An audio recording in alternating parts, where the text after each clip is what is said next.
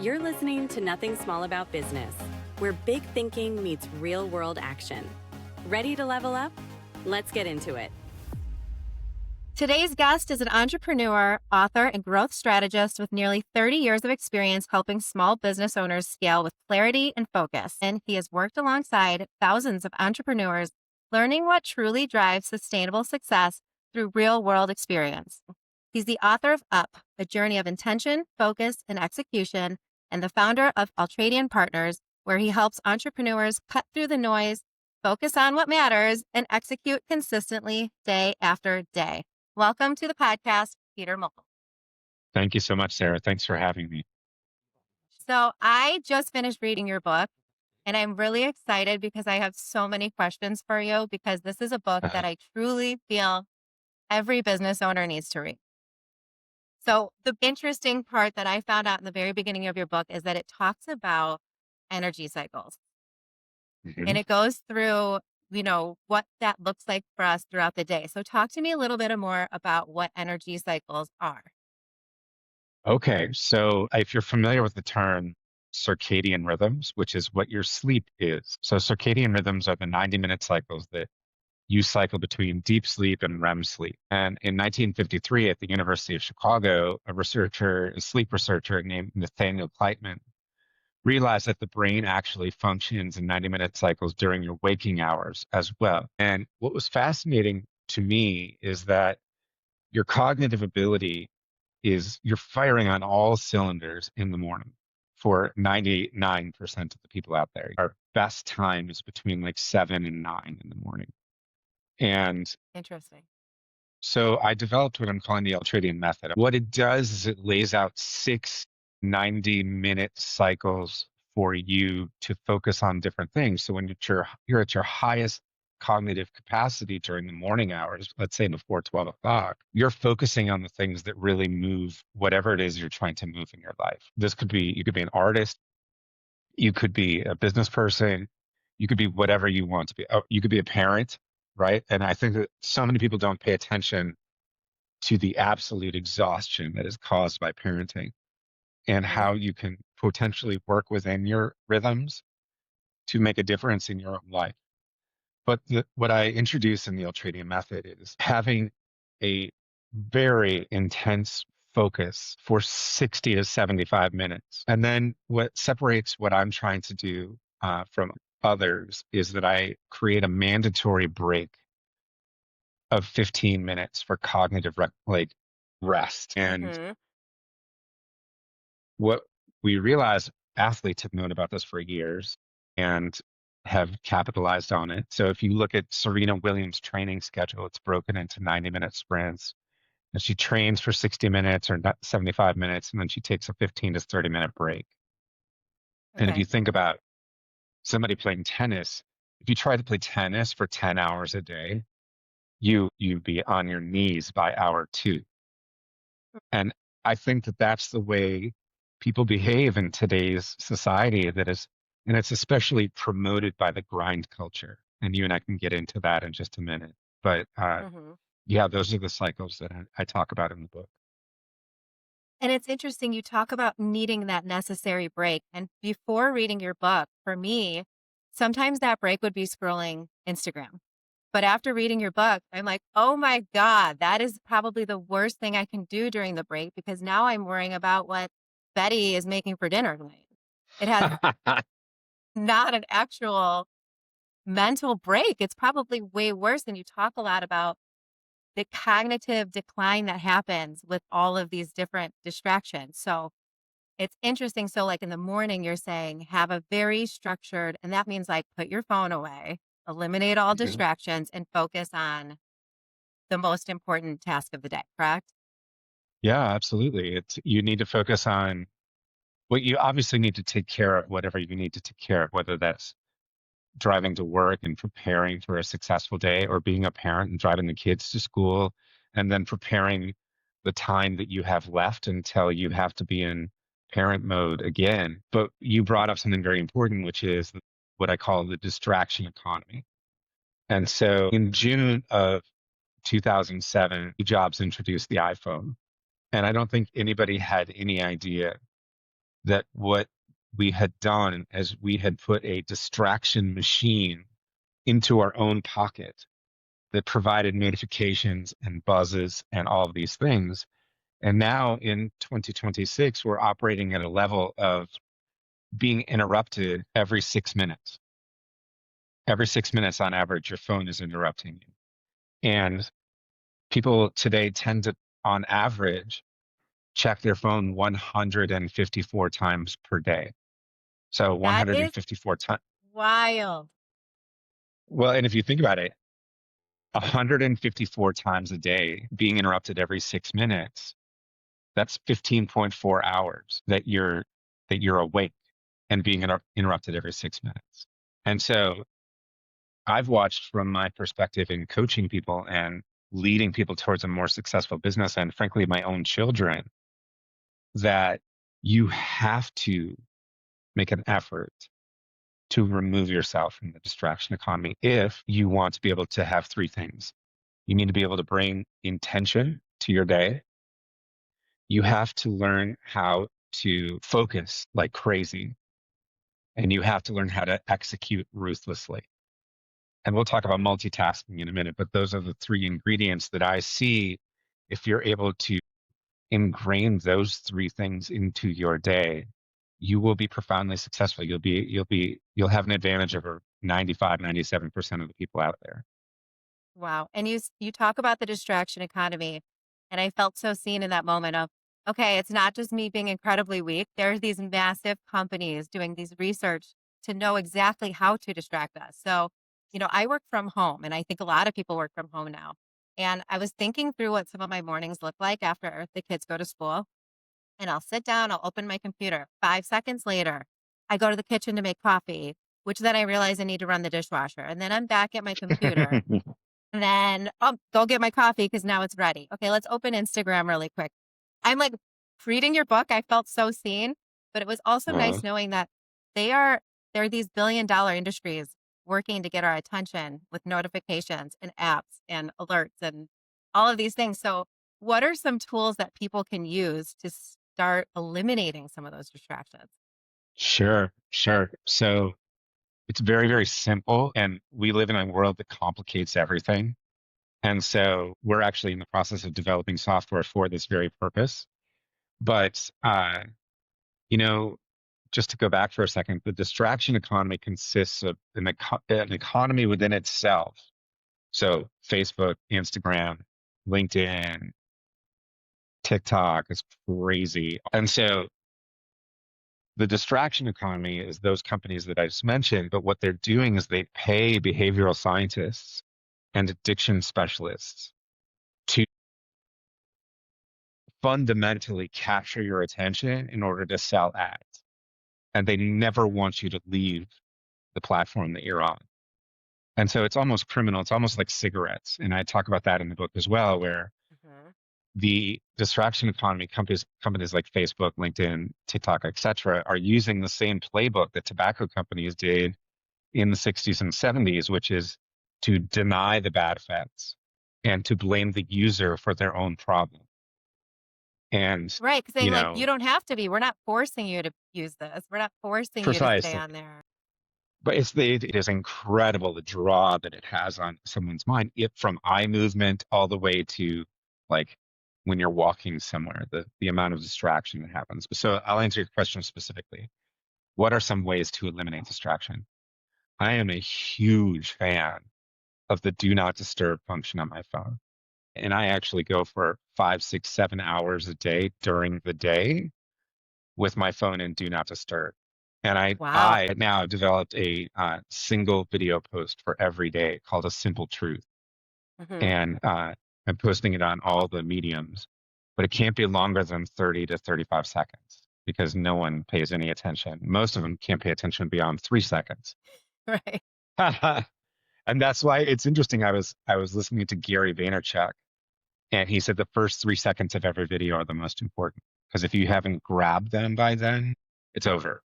What I've learned, and I've built a following to some degree with this, and even just the last week since I decided to start doing it, is that if I am not forceful and blunt in the first 3 seconds, that my viewership drops off almost to 100%. They drop off by 10 seconds.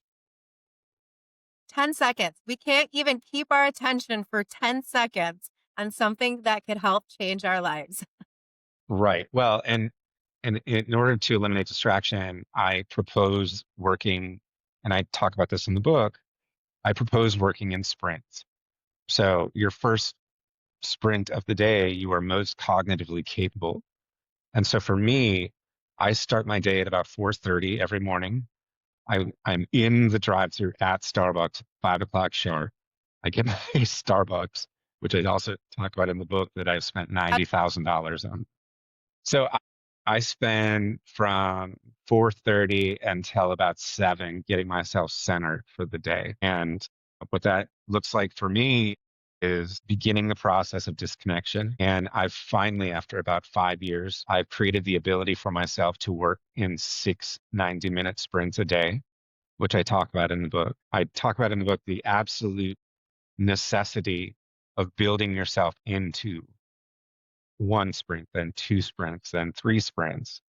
And very seldom, like 10% of the people that I coach are able to do 4 sprints. I have Okay. a handful of people that are able to do 5, and I think I have one that's able to do 6 besides myself. And so You mean able to do that because the cognitive energy runs out? Or why is that? Why do most people stop at 4? most people just can't do it beyond 4. They can't be productive for that long, and they can't resist the distraction economy. And then Okay. let's talk about the bullshit grind culture too, right? Let's be really honest about it, that the grind culture tells you that working harder is the answer, working longer hours is the answer. And it is so catastrophic when taken together with the distraction economy, which virtually has you cognitively paralyzed every minute of the day. And then the grind culture tells you, well, you're just not working hard enough, right? Mhm. You can't, and in, it's sort of like doing yoga. It's sort of like doing meditation. It's those types of things where you sit down with intention, you display a specific behavior or action for a period of time, and then you stop doing it, and then you take a break, and then you start doing it again, if that makes sense. Yeah, absolutely. And that just kind of makes me think of something my husband used to say. And he was like, I used to think that if you weren't fully stressed out, then you were not successful and you weren't doing something right. And Yeah. now that, we've evolved, that it's realizing if you're that stressed out, you're doing something absolutely wrong. Well, no, but I think that society rewards stress, right? And I think that it's a unfortunate but legitimate perspective that if you're not breaking yourself, you are never going to achieve what it is that you want. And my suggestion is let's take a longer path, right? And let's focus for 90 minutes, then 180 minutes, and then blah blah blah. And we keep moving forward. And ultimately, in 6.5 hours, during 6 90-minute cycles, you're absolutely crushing it without even realizing it. But it is a muscle you have to build. So talk to me through what different activities people are doing during that first, second, and third sprint. Well, so the first and second sprints, in my estimation, are about two things. It's about growing revenue, A, and building relationships or strengthening relationships. Those are the two things that universally are true in business. If you need to focus on revenue, what drives revenue? And I think when you ask a lot of people that, they have no idea what you're talking about, right? And so if you go into a major company and you say to them, what drives revenue? They'll say sales. And I'll say, okay, tell me more about that. And then they'll say, well, my people get in and I get probably 3 hours worth of work out of an 8 hour day. And it actually, Mhm. Microsoft in 2017 analyzed 85 million hours worth of work and came to find out that the average person works 2 hours and 53 minutes out of an 8 hour day. And so from, Wow.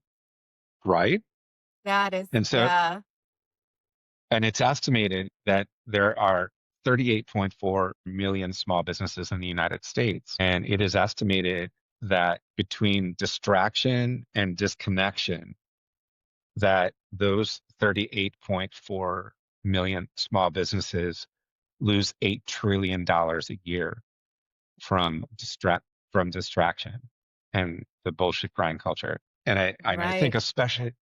especially as small business owners, like realtors are the ultimate testing ground, right? Because it's the lowest barrier to entry.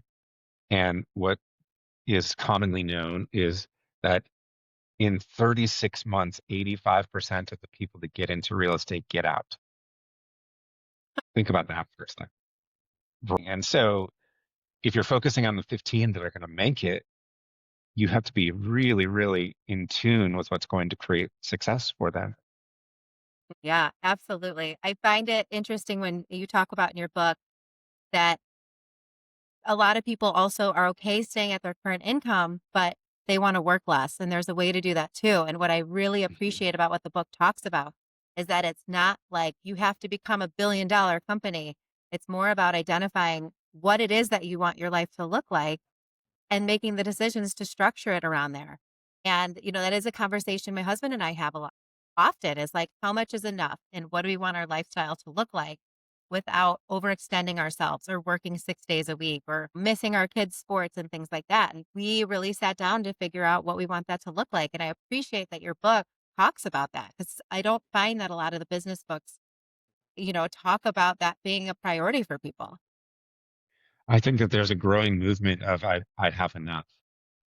And I think it's interesting when I do business planning with people, we do like long-term vision. So how old are you, Sarah? Tomorrow's my birthday and I turn 41. 41. That's amazing. My conversation would be, in what period of time do you no longer wish to have to? And and people will say to me, I'm gonna have to work my whole life. And I'll say, that's a choice. That's a choice you're making. Mhm. And then you have people that say, I want to work my whole life. That's great. That's a choice. You're conscious of that. And then I have people that say to me, I'm 55, I have no savings, and I want to retire by the time I'm 62. Okay. You've made choices that are going to make that impossible. And so then we work from that. Like, my intention is to no longer be working, and we decide what a number is.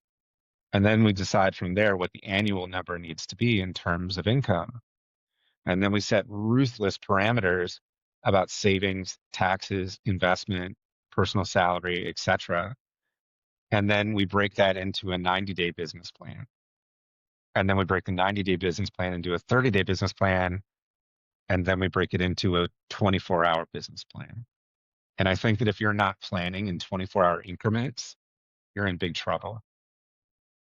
Okay, so that was Well, a it's big key in your book was working in 12-week planning modes. And this is perfect timing because it's the start of the year and people are setting their goals for 2026, what they want their business to look like.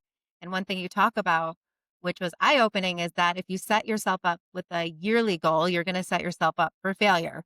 And it's breaking it down, starting with those 12 weeks. So talk to me through what that process looks like.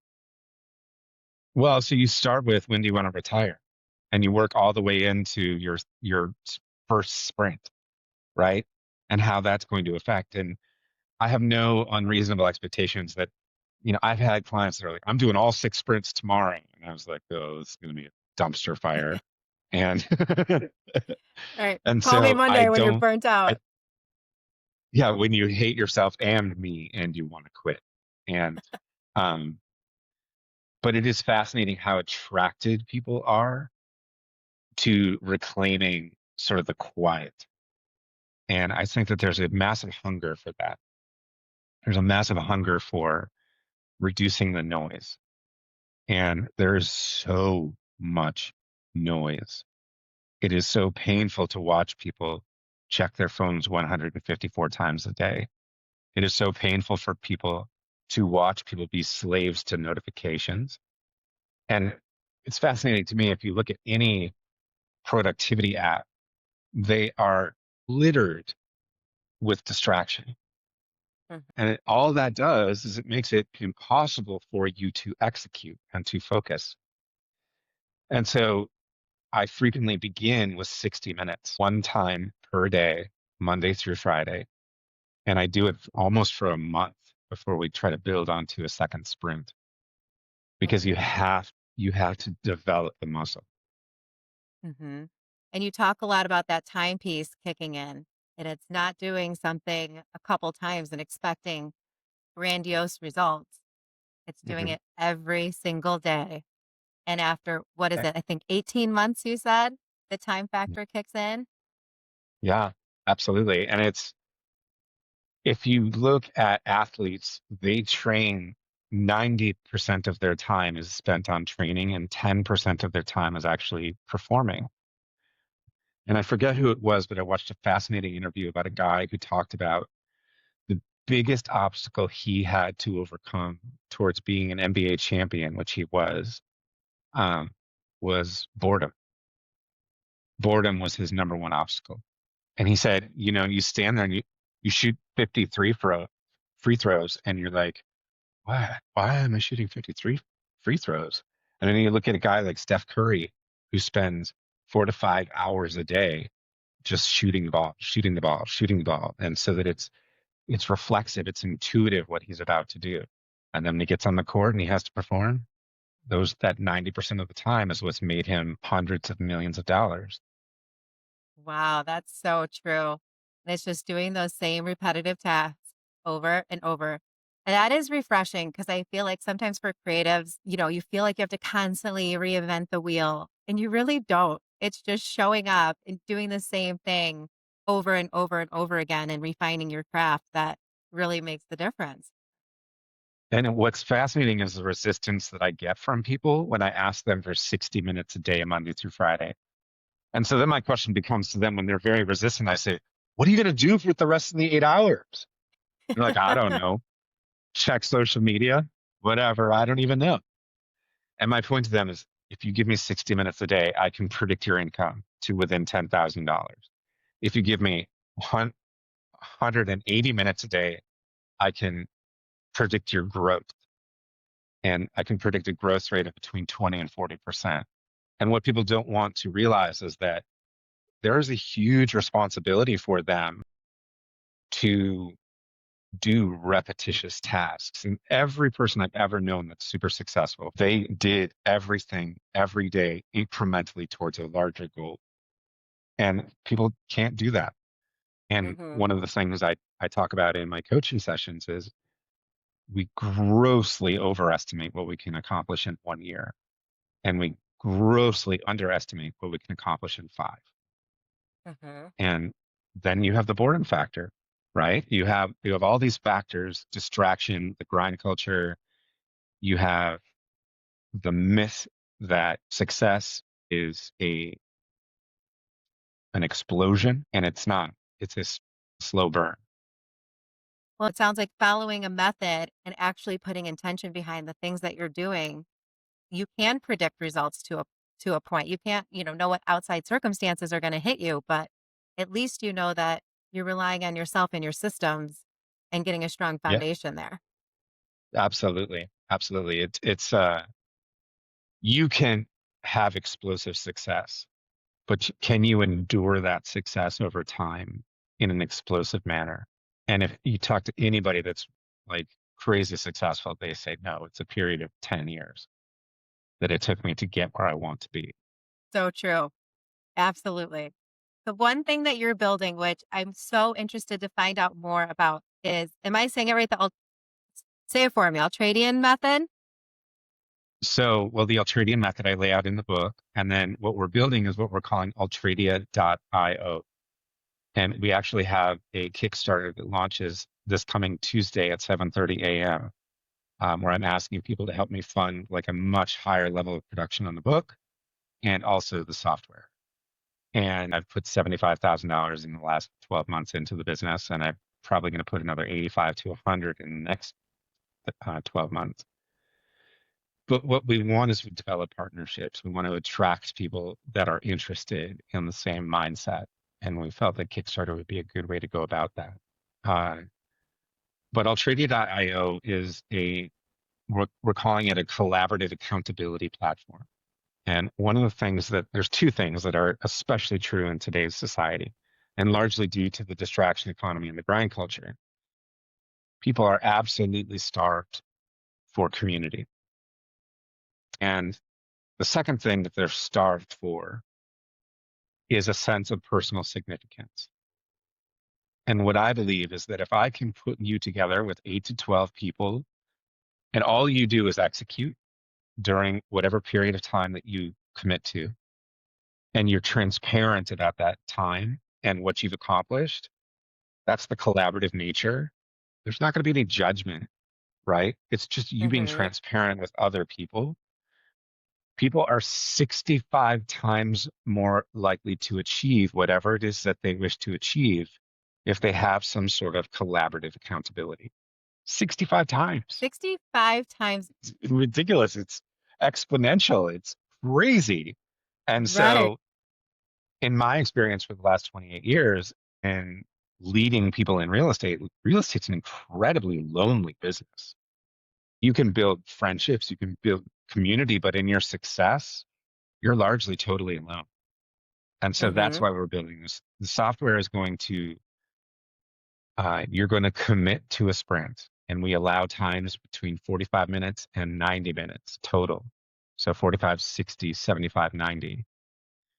And then there's a timer that everyone else can see that's online that says, I'm 43 minutes into my sprint and I have another 22 minutes left, whatever that looks like. Okay. And then you literally are removed from the sprint for 15 to 30 minutes, whichever one you choose, where you're going to cognitively disconnect. And the purpose of it is to create a bridge for community, collaborative accountability, but also to help 12 other people help you feel significant about what you're trying to accomplish.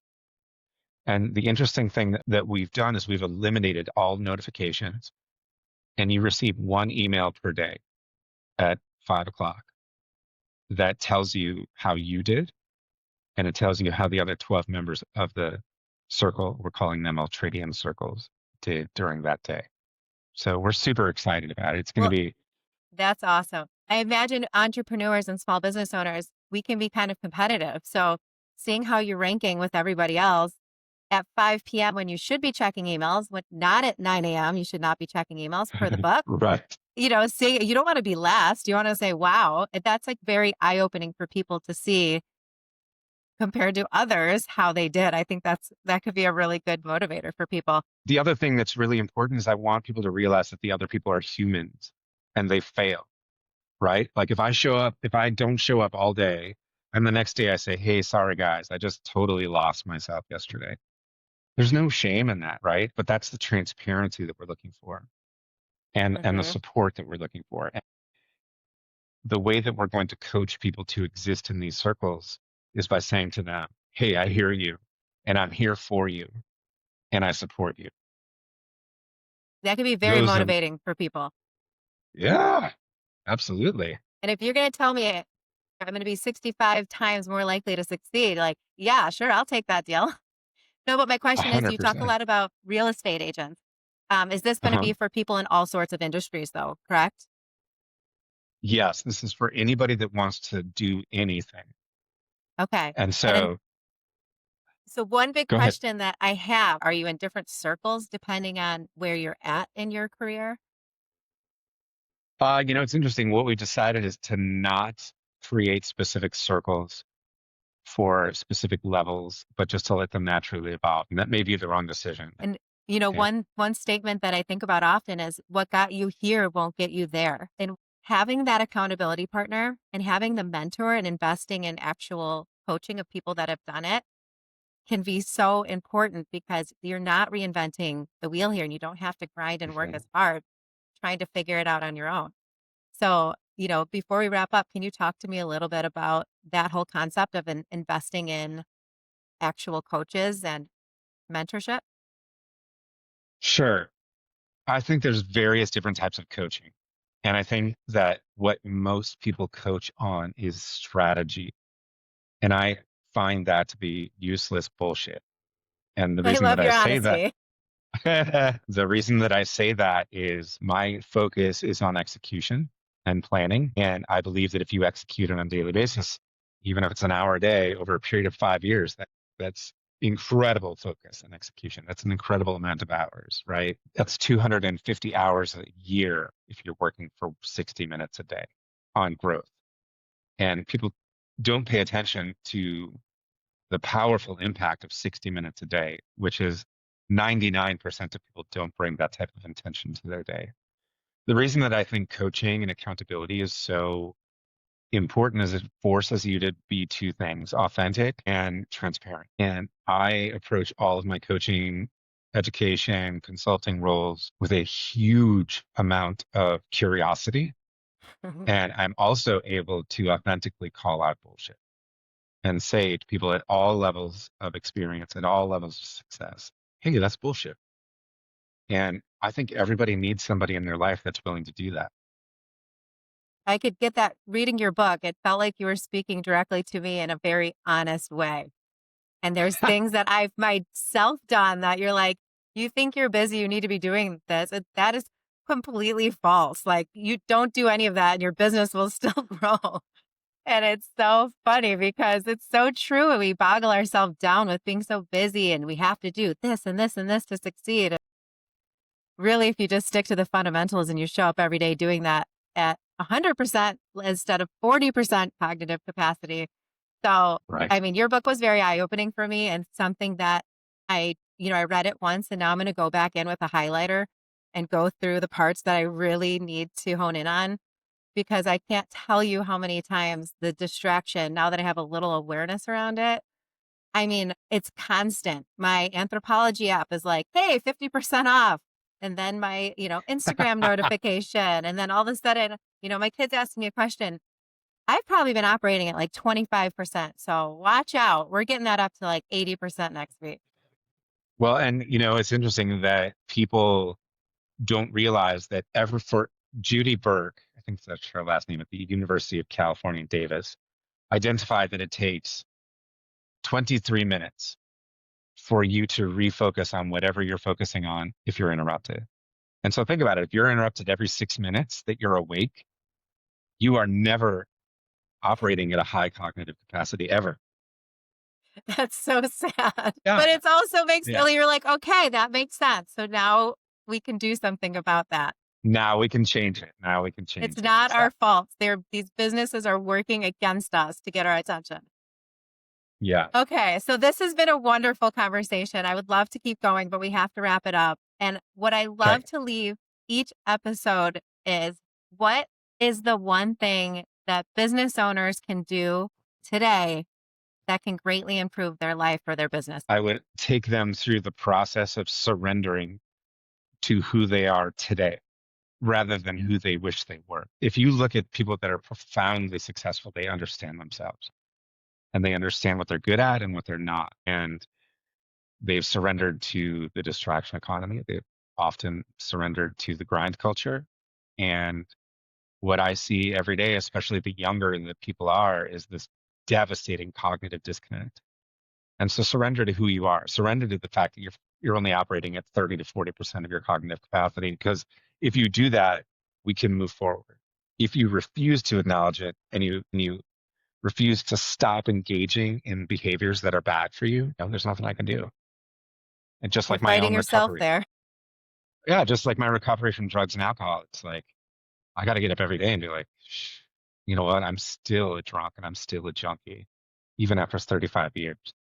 So That's incredible that it's been 35 years. I really, truly commend you for that.